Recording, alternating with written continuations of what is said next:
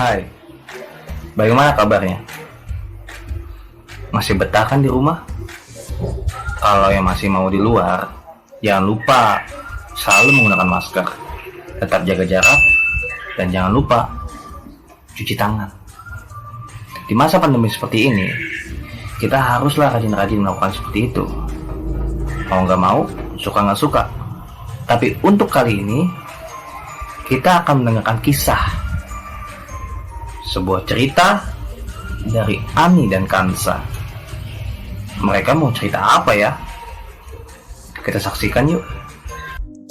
Hai semuanya, aku Ani. Saat pandemi seperti ini, banyak loh kegiatan yang bisa kita lakukan di rumah. Saat ini aku ingin belajar bagaimana cara menulis dengan baik. Apa saja yang bisa kita lakukan untuk menjadi seorang penulis yang baik? Kebiasaan baik seorang penulis. Yang pertama, kebiasaan membaca sebelum menulis.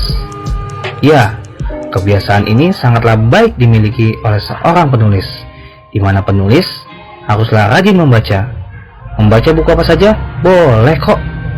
Mau itu buku pengetahuan, syair, biografi, novel, bahkan dongeng, boleh banget.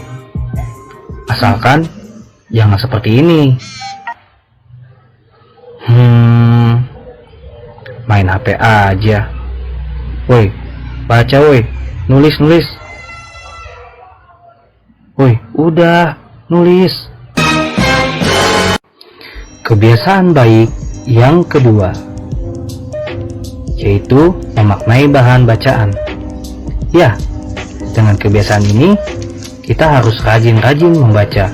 Bukan hanya membaca, juga memaknai. Setelah kita membaca, bolehlah kita menulis lagi, menulis ulang dengan maksud agar ingatan kita semakin terasa, sehingga informasi-informasi yang kita dapat dari bacaan itu sangatlah selektif untuk kita tulis kembali dan untuk kita kaji ulang. Hai, aku Kansa. Saat pandemi seperti ini, minat membacaku menjadi semakin meningkat. Jelas saja, mungkin hanya membaca hal yang menyenangkan untukku saat ini. Kebiasaan baik yang ketiga, yaitu gagasan menjadi tulisan. Apa yang maksud gagasan?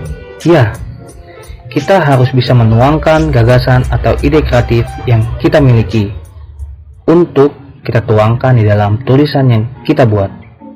Bagaimana dengan mendapatkan gagasan dan ide tersebut? Tentunya dengan membaca dengan baik.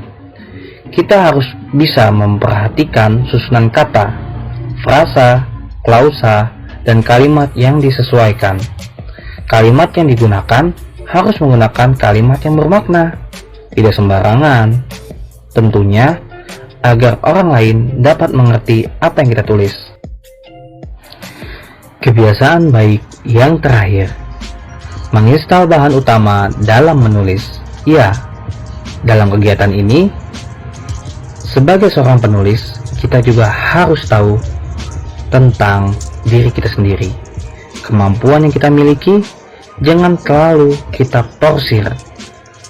Ambillah istirahat sejenak, lanjut lagi nulis. Jangan lupa, selalu ingin membaca. Banyak baca, banyak tahu.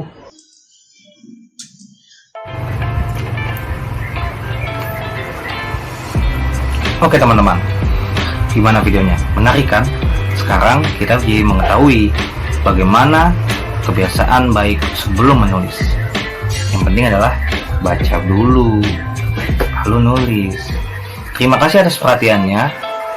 Semoga akan ada video-video berikutnya dari kami. Saya Fajar.